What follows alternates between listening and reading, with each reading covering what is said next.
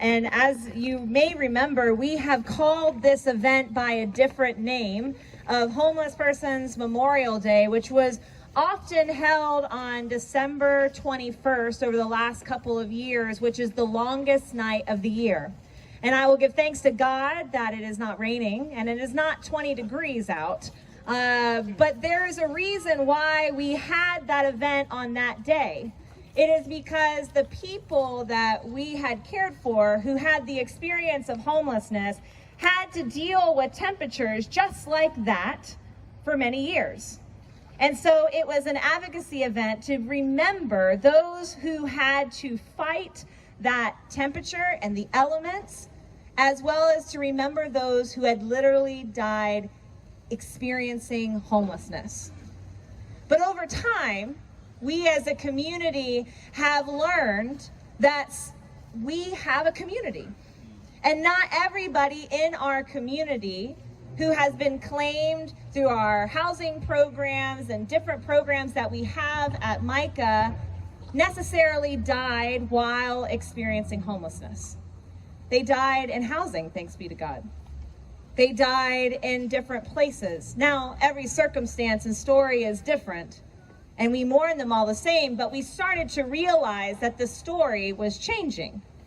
And we, as the Micah churches, came together and decided to move the December event to November 1st, which is honored in the liturgical year, the church calendar year, as All Saints' Day. And we recognize all of the people in our community who have gone on that we have claimed as our own, because we believe that God claims this community as God's own children.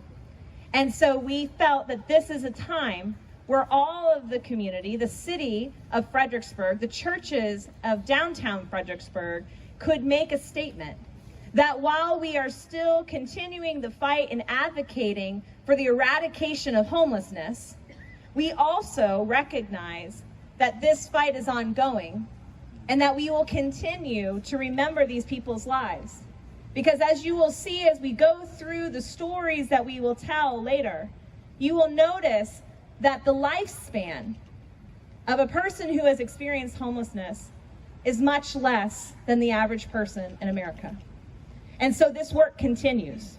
This work continues, that we continue to seek community for all to be claimed by this community, by God's community, and that we remember them here tonight. My confession is that I spent a lot of years thinking that there was something we could do as a downtown church community that could keep people from dying. I believed it was our job to fix it, even save lives, and in some cases we do. What I have learned instead is that no matter what happens, the privilege to take part in the life of an unhoused neighbor is saving us instead. Maybe loving God and loving neighbor is less about detective work and more of a call to the great adventure of finding all of our way home. Hebrews 12 references a great cloud of witnesses that accompany humanity on that journey. It begins in a garden with a home and a purpose. It includes eviction to a wilderness, hunger and survival. It is the triumph of settling down, only to be displaced again. It is full of conflict and grief, but also truth, grace, and reconciliation. It is the disappointment in the now and the hope of the not yet. We know this story. This is not just the story of the neighbors we remember tonight. It is all of our story. In the end, we are all homeless travelers working our way towards home. Hebrews 12 is written to a community whose faith is faltering. Outwardly, they have no reason to believe their lives can get any better. Yet the message reminds them of how passionate God is about their perseverance.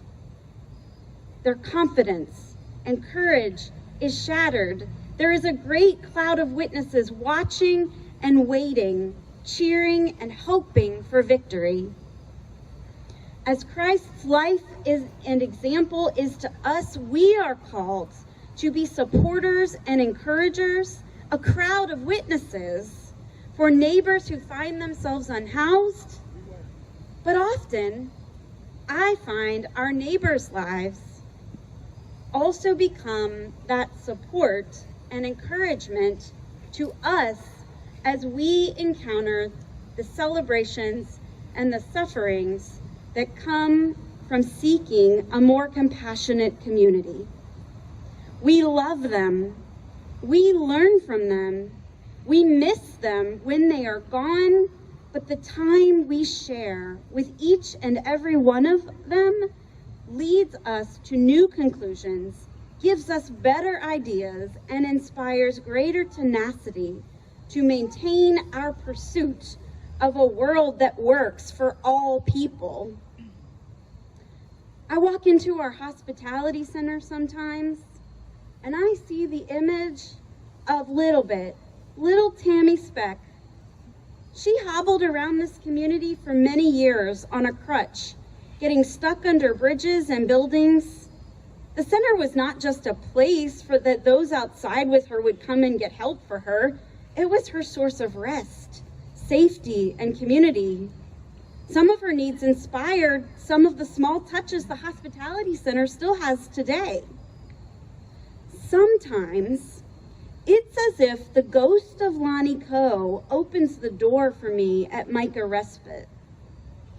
He lived at a time where we didn't have a place for folks to go when they were sick or dying. The struggles of caring for him at the end of his life were a deep inspiration for the 8-bed group home that now allows those who come out of the hospital who are unhoused to have a safe place to go and be cared for as if they were friends and family.